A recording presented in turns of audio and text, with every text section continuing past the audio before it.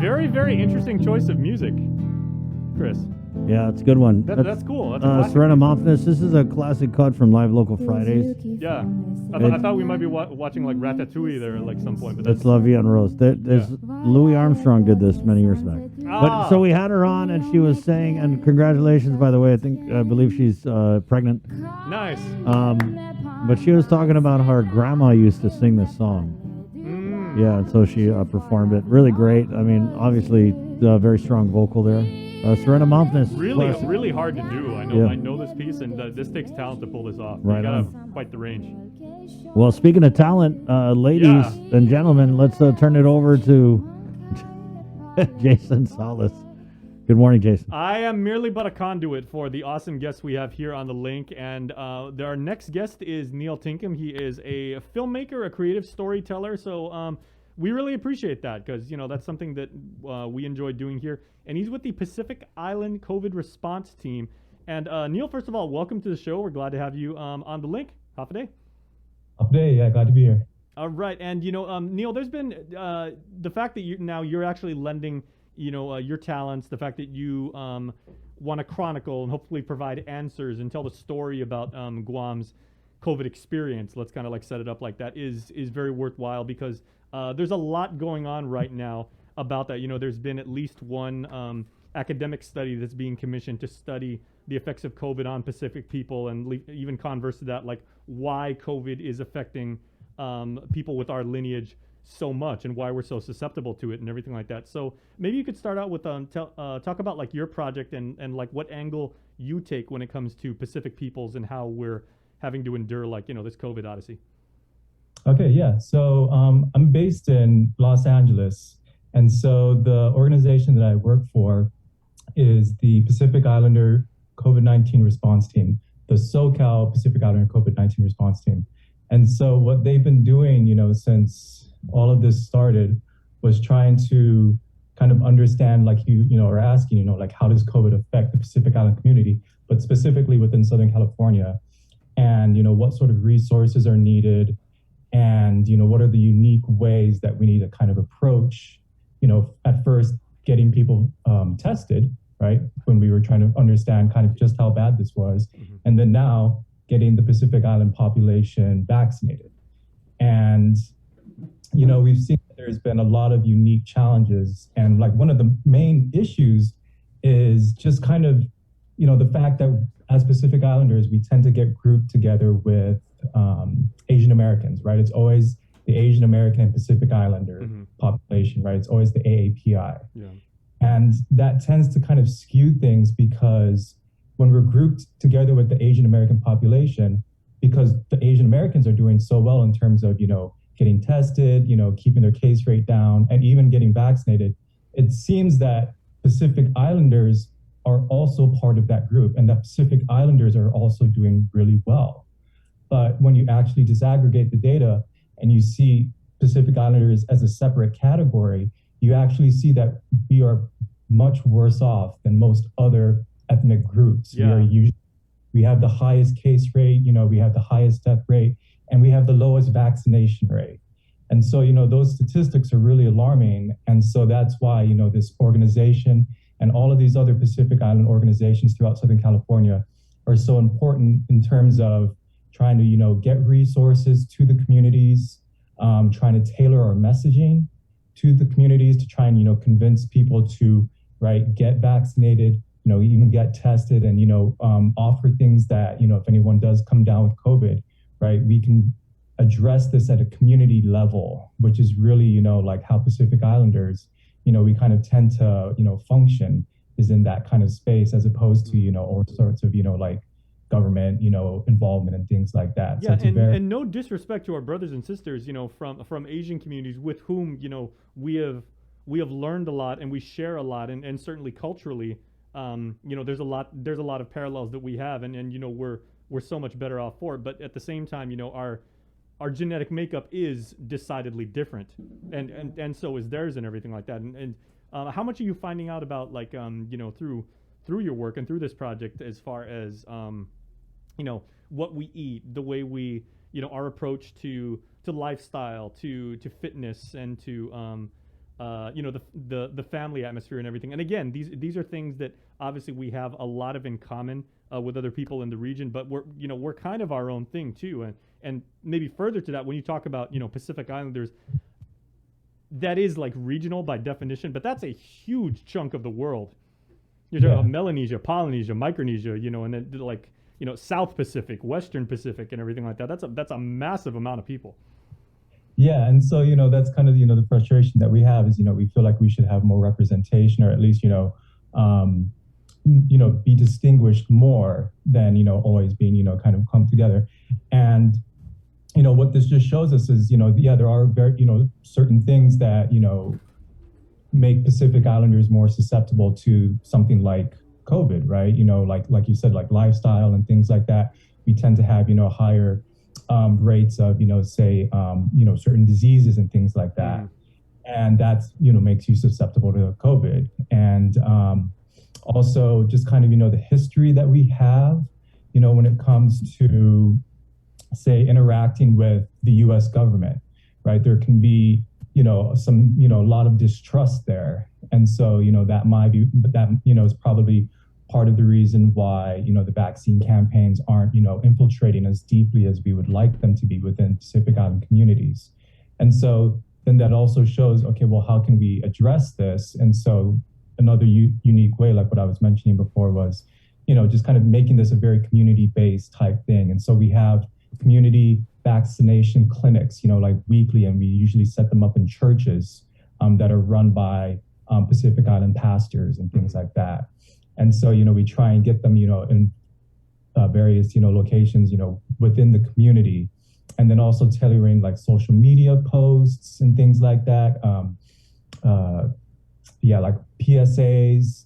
So that's, kind of the things that I'm working on. I do their communications. And so it's working on, PSAs, making them in language, all the various Pacific Island languages, and, making the visuals and all of that, more representative of Pacific Islanders. Mm-hmm. And then, I worked with Chris Barnett on, some PSAs, and, it's all geared towards, reaching and speaking to Pacific Islanders, and kind of addressing any issues they might have, or trying to alleviate any, fears that they might have. Mm-hmm. How big, Neil, of a population are you talking about? Because, even just within the Southern California area, with Pacific peoples and everything like that, how many people do you estimate, you're trying to reach? Oh gosh, man, I wish I had an answer for you for that, because it can.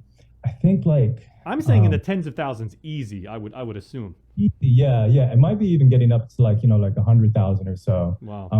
It is big, and it's all there's the big populations, right? There's a lot of Chamorros, there's a lot of Samoans and Tongans, Hawaiians. There's even Marshallese and Fijians. So they're everywhere, and we all kind of stick together, right? And so the trick is trying to find them. But everyone pretty much comes together, and these organizations that they have are really great ways to see where they are, who's kind of where. And so that's a great way to kind of like trickle down to the individuals, is through these organizations that are spread out, that are kind of focused on one particular island nation. Okay, well, let me pick your brain about something. Let me ask you something strategically, if I may, Neil, because we kind of are in the same boat as are you, and we're a news media company, so we're kind of charged with the same responsibility of kind of getting the message out and trying to speak with conviction to people that please get vaccinated, know your status, get tested, take care of your family, take care of your neighbors, take care of your family. But we're kind of maybe like you're experiencing. Guam is such a diverse melting pot here, and we've got two soon to be 3 military bases. We've got people from all the other like regions that are near to us and everything. Guam's got a huge Filipino population and everything like that. So messaging for us is a big challenge too. So what are some of the maybe the methods that you found to be successful when you're trying to get essentially a core message out to that many people at the same time, and try and like make sure that when it hits them and everything like that, like they get it and you're sensitive to their particular needs, but they're like, wow, I understand and I know that this is a good thing and I have to do this, because what I believe as a Pacific Islander and everything. This speaks to myself as someone who prioritizes respect and family and reverence for the elderly and making sure that like the kids do better than I am and everything like that. So what are some of the ways that you found to be successful? Yeah, so like some of the things that I do is I will create like social media posts that we put like on all of the major platforms, right? So understanding that that's a great way to reach people, right? So things like Instagram is going to be for the younger audience, Facebook for the older audience, things like that. And then we try and target, like key groups. So, we've got the youth, we've got the adults, we've got the faith-based organizations, or like the faith population, because those are really big around here. Then we also got, like the elderly. And so, just kind of, each messaging kind of, addressing one of those groups. And, maybe if it's a three-pronged thing, maybe just coming up with, one issue that's currently going on, right? So right now, if you want to go out to the restaurant or to, watch a game, you have to have proof of vaccination, right? And so then, trying to come up with a solution, right? Telling people, okay, well, join the 75% of, eligible adults who are now fully vaccinated, right? So trying to find some information that is relevant to them and then giving them like directing them to a resource. So we usually do everything through pacificislandhealth.org. And so always just kind of directing people through that. So that way, if they want to find any further information, that's where they can do it. And then, just having that message in all of the different languages, all of the, main Pacific Island languages, and then just kind of sending it out to the people that are the heads of these different organizations. And then from there, they can, send it out and reach their community base, whoever, is following them on, the social media. Right on. Okay. Yeah. Hopefully we're both with our approaches. We're doing the right thing, and like as time will show, we're hopefully reaching some people and changing some hearts and minds. But as they say, many hands make light work. So how big is the team on the Pacific Islanders COVID response team? Like how many people do you have working on this problem? It's not too big, It's maybe, gosh, like the core, like the people that I've been working with, maybe it's just about 10. And there's no more than 10. And, it's people that have been involved in the community, involved with this type of work, like public health type stuff for years. I'm the newbie. I just joined back in over the summer. Mm-hmm. And, there are ladies that have been doing this, this has been their life's work for decades. Mm-hmm. And, it's been one facet or another, right? Because there's all sorts of, public health things that, affect Pacific Islanders before COVID happened. And so, now this has become the main focus, everything that we're, driving towards. Mm-hmm. So, but they also work for various organizations on the road. A lot of them are just doing this, as like volunteer work. They work 9 to 5 and then Sure. They come home and do community work. I'm getting paid. But, a lot of these ladies, they have, other organizations that they work for, and then they're doing this SoCal Pickard thing, in their free time. SoCal Pickard is trying to it's almost like trying to unify, all of the different organizations out there in Southern California. So they're trying to create like a central hub. And yeah. Well, I don't know if I can pick like a characteristic that would be any more representative and indicative of like Pacific Island people to just say, hey, like my neighbors or my village is in trouble right now. So like, I'm first man through the door. Let me know where you need me and everything like that. Let me know what you need me to do, because, like it's part of how I was taught when I was growing up, and it's what I'm passing down to my children, that, if your community is in trouble and everything like that, you help out. Mm-hmm. So that being the case, there's certainly people watching us right now, and we've got a lot of our viewers watching on Facebook who are from or near Southern California right now. So if people would like to join up and, they've been inspired to help you in your work and everything like that, how can they reach you? Yeah, the best way is just through our website, pacificislandhealth.org. And from there, you can reach our, we have our email and stuff like that. And then you can also see us on Instagram. So it's Pacific COVID. And so that's our main Instagram page. And there you can, find links to our Facebook page. I think maybe we have a TikTok. I don't know. Maybe we're getting there. Then we're also on Twitter, stuff like that. All right, and you've got my guy Chris Barnett over here, helping you guys out too. So happy. We're happy to lend our bullhorn to your cause as well too. You You recruited a good guy. Okay, appreciate. Yeah, Yeah. it's, And if there's anything you need from our show and everything like that, we're always happy to help because again, we're Pacific Islanders too, and this is our extended family as well. So call on us whenever you need help. We're happy to lend a hand. all right. Awesome. Thanks. Yeah. All right. Hey, you're doing the Lord's work, man. So good luck in your quest, and let's keep in touch. Okay. All right. All right. That's Neil Tinkham with the Pacific Islanders COVID response team. Everybody, please stay tuned because the link will continue right after this. Breast cancer is the second leading cause of cancer death in women. The chances that a woman will die of breast cancer is about 1 in 38. Although there is no sure way to prevent breast cancer, there are certain things that you can